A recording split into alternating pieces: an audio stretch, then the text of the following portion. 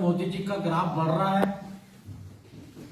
North ही नहीं, south में, north east के अंदर अभी पीछे बिहार का चुनाव हुआ है। मीडियाओं ने जिस प्रकार से प्रचार किया था उसके विपरीत में हम वापस सरकार बनाने में कामयाब हुए। और यही नहीं, जितने भी बाई इलेक्शन हुए हैं, चाहे मध्य प्रदेश का हो, मणिपुर का हो, गुजरात का हो, और साथ साथ अभी कल ही राजस्थान का लोकल बॉडी का चुनाव हुआ है जहां कांग्रेस की सरकार है, वहां भी हम पूर्ण बहुमत से जीत कर आए हैं।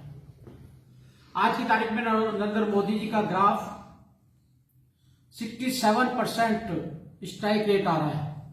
देश की 85% जनसंख्या उनको पसंद करती है। ये मेरा नहीं, ये मीडिया वालों को कहना है। जिस प्रकार से ग्राफ बढ़ रहा है उसी प्रकार से सभी विपक्षी दल चिंता में हो रहे हैं, परेशान हो रहे हैं। उनकी जमीन खिसक चुकी है क्योंकि देश का मतदाता समझदार हो गया है। अब किसी बहकावे में गरीबी हटाओ जैसे नारों के माध्यम से या अन्य के लालच के माध्यम से अब नहीं इनके काबू में आने वाला। अब उसने मन बना लिया है कि वे एक मजबूत भारत चाहते हैं और मजबूत भारत नरेंद्र मोदी के नेतृत्व बनेगा। क्योंकि आदरणीय नरेंद्र मोदी जी ने जिस प्रकार से आपने देखा होगा, सरदार वल्लभ भाई पटेल जी ने छोटी छोटी रियासतें मिलाकर इस देश का निर्माण किया था। आज उसको एक माला में पिरोने का काम किए हैं। One nation one ration card, one nation one tax, one nation one market, one nation one flag झंडा, वन नेशन वन संविधान। साथ साथ जो हमारे सामने चुनौतियां थी, राम मंदिर का निर्माण हमने कराया, राम मंदिर का विरोध ये सब किया करते थे। जहां तक कि कांग्रेस ने तो ये भी कहा था कि भगवान राम हुए ही नहीं, एफिडेविट कोर्ट के अंदर उन्होंने जमा किया था, राम सेतु है ही नहीं। हमारी भावनाओं को, हमारी संस्कृति को, हमारे संस्कार को किस प्रकार से ठेस पहुंचाने का काम इन विरोधी दल ने किया। आज की तारीख में जो ये करना चाहते थे इस देश की उन्नति के लिए, लेकिन इनमें विल पावर नहीं थी, नहीं कर पाए। सीएए लाना चाहते थे। सीए के माध्यम से आप शुरू से देखेंगे तो आपने जवाहरलाल नेहरू से लेकर महात्मा गांधी और उसके बाद में सारे प्रधानमंत्रियों ने लगातार किया है। सीए लागू होना चाहिए। जो लोग पाकिस्तान गए थे, आज उनके साथ उत्पीड़न हो रहा है, उनको वापसी नागरिकता देनी चाहिए। जब हम लेकर आए तो इसका बहुत बड़ा विरोध किया गया। इसी प्रकार से जीएसटी, ये जीएसटी ला रहे थे लेकिन उनमें मनोबल नहीं था, दृढ़ संकल्प नहीं था। हम जीएसटी लेके आए तो उसका भी इन्होंने बहुत कोशिश की विरोध करने की, क्योंकि तथ्य नहीं थे। ऐसे ही इन्होंने 3 तलाक है। और अब जो किसान बिल आया है, ये किसान बिल लगातार ये कोशिश करते रहे कि किसान बिल आना चाहिए, प्रयास करते रहे। और ये जो 3 बिल हम लेके आए हैं, आपको आश्चर्यचकित होगा कि इस देश के अंदर आप कोई भी आइटम 1 रुपए की से लेके 1 करोड़ तक की, सुई से लेके जहाज तक की कोई भी आइटम आप देश में कहीं भी बेच सकते हैं। और तो किसान के बने हुए अनाज से जो खाद्य पदार्थ बनते हैं, बड़ी बड़ी कंपनियां चल रही हैं, जो जूस बनते हैं, पूरे देश में कहीं बेच सकते हैं। लेकिन किसान अपने खाद्य जो अनाज बोता है उसको नहीं बेच सकता। सब एक व्यक्ति को, अन्य किसान को ही आज हमारे बिल का भी विरोध कर रहे हैं। अगर पुराना बिल ज्यादा अच्छा था तो ये किसान आत्महत्या क्यों कर रहे थे। और सबसे दुर्भाग्य की बात है, इस बिल के लिए खुद कांग्रेस ने 2019 में लोकसभा चुनाव के अंदर अपने मैनिफेस्टो में भी लिखा है कि हम किसान बिल में संशोधन करेंगे, हम किसानों को बिचौलियों के माध्यम से बचाएंगे। और यही नहीं है, 2013 में राहुल गांधी ने प्रेस कॉन्फ्रेंस में फलों और सब्जियों को एपीएमसी एक्ट से बाहर करने का ऐलान किया था। और सबसे बड़े दुख की बात यह है कि 2000 यूपीए सरकार में तत्कालीन कृषि मंत्री शरद पवार ने 2010 और 2011 में राज्यों के मुख्यमंत्रियों को पत्र लिखा कि हम बार बार मॉडल एपीएमसी एक्ट लागू करें और नहीं करोगे तो हम पे जुर्माना करेंगे। ये शरद पवार जी की चिट्ठी अनेकों बार सभी मुख्यमंत्रियों को लिखी गई है। और ये 2015 के अंदर पत्रकार शेखर गुप्ता के इंटरव्यू देते हुए शरद पवार ने खुद कहा था, अगर मंडी सुधार नहीं करेंगे तो उन्हें सरकार का वित्तीय सहयोग नहीं मिलेगा। इतने ताकत से अपनी बात को रखने वाले ये लोग सारे के सारे। और जो स्टैंडिंग कमेटी बनी थी कृषि सुधारों के लिए, उसमें खुद मुलायम सिंह यादव उसमें थे। उन्होंने भी कहा था किसानों को मंडियों से मुक्त, चुंगल से मुक्त कराया जाना चाहिए। कांग्रेस सरकार ने योजना आयोग 2011 में एपीएमसी सिस्टम में तत्काल सुधारों की जरूरत के लिए कहा था और 2007 से लेकर 2012 तक मध्यम मॉडल कॉन्ट्रैक्ट फार्मिंग के लिए मनमोहन सरकार ने कहा था। और सबसे बड़ी दुख की बात है कि अरविंद केजरीवाल ने 23 नवंबर 2020 को कृषि सुधार कानून को दिल्ली में नोटिफाई भी कर दिया था और आज वो भी विरोध में खड़े हो रहे हैं। यूपीए सरकार में शामिल या उसे समर्थन देने वाले NCP, DMK, Rajad, Sapa, Basapa, left, TMC समेत किसान बिल को लेकर समर्थन दिया था, परंतु आज अपने राजनीतिक स्वार्थ के कारण वह इसका विरोध कर रहे हैं। जबकि आपने देखा होगा कि अभी जो खरीदारी हुई है, पहले से ज्यादा रेटों पे खरीदारी हुई है, एमएसपी की हुई है, सबसे ज्यादा खाद्यान्न खरीदे गए हैं और सबसे बड़े बात यह है कि 64% पंजाब से खरीदे गए हैं।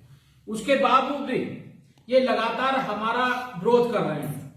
मैं एक बार पुनः स्पष्ट कर देना चाहता हूं कि किसानों की जमीन ना बिकेगी, ना लीज पर ली जाएगी, ना ही बंधक होगी। उनके जमीन पर कोई देनदारी नहीं होगी। हमने अब तक ई नेम प्लेटफॉर्म पर 1000 मंडियां, 168 किसानों और 1.51 लाख ट्रेडर्स ने रजिस्ट्रेशन कराया है और इसके माध्यम से अब तक 1,15,000 लाख करोड़ रुपए का व्यापार भी हुआ है। लेकिन विपक्षी दल लगातार जो देश का किसान, बड़े दुख के साथ कहना पड़ रहा है कि किसान ही खाली एक ऐसा व्यक्ति हो, बल्कि जो पंजाब की हालत है, पंजाब में तो ये हालत कर दी है कि एक बिचौलिया या एक जिसको आड़ती कहते हैं उसको एक किसान से जोड़ दिया गया। वो दूसरे आड़ती को माल ही नहीं बेच सकता, वो उसी को बेचेगा और वही उससे खरीदेगा। आप समझते हैं बंधुआ मजदूर कब की खत्म हो गई, लेकिन आज भी बंधुआ मजदूरों की तरह उनसे काम लिया जा रहा है, आज भी उनका उत्पीड़न किया जा रहा है। किसानों पे को 2 रुपए मिलते हैं और 9 रुपए में लोग बेचते हैं। आज जिस प्रकार से पूरे देश के अंदर किसानों को शोषण करने के लिए पुनः बिल को पुनः उसी हालत में लाने की कोशिश कर रहे हैं, ये बड़ा दुर्भाग्य है। किसान अपना आंदोलन चला रहे थे, हम उनका स्वागत कर रहे थे। आंदोलन करना हर एक का काम है। किसान अन्नदाता है, हमारा भाई है, हमारा बंधु है, हमारा दोस्त है और हमारे एक भागी है, हमारा देश का एक अच्छा नागरिक है। लेकिन जब वो अपनी बात को रख रहे थे, एमएसपी की बात कर रहे थे, सरकार ने 5-7 मीटिंगें की हैं। हम एमएसपी पर भी जो कह रहे थे वो सुधार करने के लिए जरूर तैयार थे। अनेक चीजें वो कह रहे थे, उसका रास्ता निकाल रहे थे। लोकतंत्र में किसी भी समस्या का समाधान संवाद द्वारा होता है, आपस में बैठकर होता है। लेकिन जिस प्रकार से वहां पर कुछ लोगों ने अड़ियल तरीका अपनाया कि हम संवाद नहीं करेंगे, हमें बिल वापसी चाहिए। और दुख तो जब होता है कि जब उस आंदोलन के अंदर जो लोग बैठे हुए थे, जिन्होंने दिल्ली के दंगों के जो दोषी थे, ऐसे लोग शर्जिल, इमाम, उमर, खालिद, जिनके दिल्ली के सीए पे जो शाहीन बाग के अंदर बैठे गए थे, आपने देखा होगा उसके अंदर ही नारा लगा था कि हम आसाम की नेक को बंद कर देंगे तो पूरा नॉर्थ ईस्ट हमारे कब्जे में आ जाएगा। देश के टुकड़े करने वाला गैंग आज वहां पर बैठकर मांग करता है, देश विरोधी ताकतों की मांग करता है। जो जमानत पे छूटे हुए हैं उनको छुड़ाने की मांग करता है, जो जेल में उनको छुड़ाने की मांग करता है। और जो किसानों की जमीन को लूटने का काम करते थे, खुद घोटालों के अंदर मां बेटे जमानत पे छूटे हुए हैं। इनके दामाद बाड्रा ने अनेकों ने किसानों की जमीन को हड़पा है। वो लोग आज किसानों के हितैषी बनने की बात कर रहे हैं। हमने किसान के हित के लिए, हम किसान को अन्नदाता मानते हैं, एक नागरिक मानते हैं। हमने देश के अंदर अनेक सुधार कर देश को उन्नति की राह पर पहुंचाया है। आज हमने किसानों के हित के लिए सोइल हेल्थ कार्ड बनाया ताकि किसान को मालूम हो चाहिए उसके भूमि के अंदर क्या क्या खाद्य पदार्थों की क्या कमी हो, क्या डाला जा सकता है, किस प्रकार से हो हमने बनाया ताकि किसान स्वावलंबी बने। और ये नहीं, इस कांग्रेस के शासन के अंदर यूरिया आता था, ब्लैक होता था, अनेक फैक्ट्री में चला जाता था, किसान पे डंडे पड़ते थे, किसान घायल हो जाया करते थे। हमने नीम कोटेड यूरिया लाकर आज किसानों को राहत लिया और यूरिया उनके घर तक पहुंचाने का हम काम कर रहे हैं। हमने किसानों के लिए आत्महत्या करते थे, बीज नहीं खरीद पाते थे, हमने 2003 बार साल में देकर 6000 रुपए सम्मान राशि के माध्यम से उनको देने के पहुंचाने का और डायरेक्ट पहुंचाया। जबकि राजीव गांधी कहा करते थे हम 1 रुपया भेजते हैं तो 15 पैसे पहुंचते हैं, 85 पैसे ही कांग्रेसी लोग खा जाया करते थे। आज सारा का सारा 1 रुपया भेजते तो 1 रुपये नीचे पहुंचता है। और यही नहीं, हमने फसल बीमा योजना बनाई, और फसल बीमा योजना नहीं है कि पहले होता था कि कोई बाढ़ आ गई या कुछ होगा, सबकी खराब हो जाया करती थी तब उनको बीमा मिलता। हमने बीज बोने से छोटी भी खेती होने का भी बीमा रखा, बड़ी हो जाएगी उसका भी बीमा रखा, कट के बाहर आएगी उसका भी बीमा रखा है, मार्केट में जाने तक का उन्होंने बीमा रखा ताकि किसान किसी प्रकार से परेशान ना हो।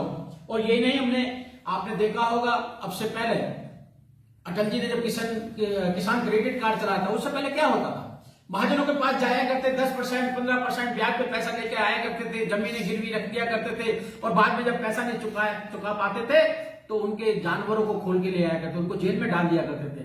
हमने किसान क्रेडिट कार्ड चलाया किसानों के लिए, 0 इंटरेस्ट पे हमने पैसा दिया उनको, किसानों के लिए, इसलिए कि किसान स्वावलंबी बने, किसान ताकतवर बने।